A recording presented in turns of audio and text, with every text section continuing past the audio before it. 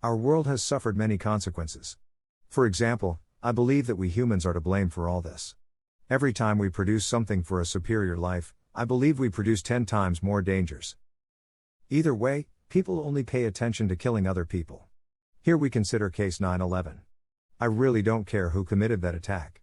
Is it America or terrorists? All I know is that 2,977 people did not return to their homes. I took this number for comparison for the further process of the video.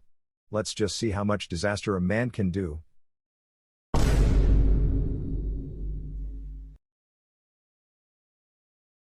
From 1990 to 1999, the war in Yugoslavia lasted. Besides, it was the last thing that happened in such a world power. The consequences are also the death of people. According to the International Center for Transitional Justice, the Yugoslav wars resulted in the deaths of 140,000 people. It is probably the entire city of Hollywood by population. In 2009, swine flu occurred. It took 2 times more lives than the Yugoslav war. About 284,000 deaths. It was a swine disease, apparently, transmitted to humans by air or contact.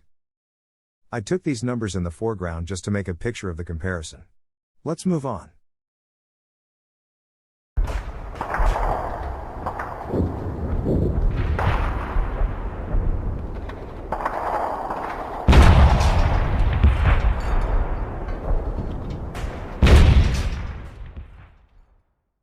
The total number of military and civilian casualties in World War I was around 40 million.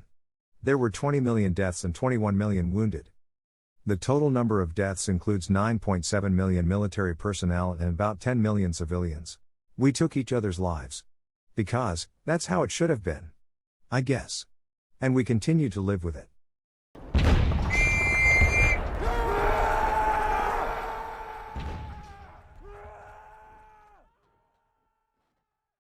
And we lasted a long time, until we started World War II. Only 20 years. But this time it did not start in the Balkans. Irrelevant information, I'm just saying. My apologize. An estimated total of 70 to 85 million people perished, or about 3% of the 1940 world population. Because we probably haven't suffered before? Well, that's exactly what we did. In 1918, just at the end of the First World War, H1N1, or Spanish flu appeared. In the United States, it was first identified in military personnel. It is estimated that about 500 million people, or 1/3 of the world's population, became infected with this virus. The death toll reached 50 million people. Prior to that, from 1346 to 1353, the world suffered from the Black Death. It is the most fatal pandemic recorded in human history, causing the death of 75 to 200 million people in Eurasia and North Africa. It has been one of the most dangerous infections in history.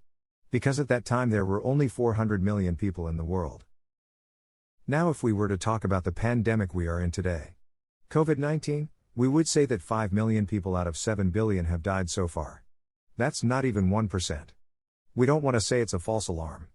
If you remember, we talk about how people die with other people's nonsense. So don't lose your head over depression. Every life is important. Let's be smarter so that history doesn't repeat itself. Thanks again for watching. If you like it, leave a subscription to our channel.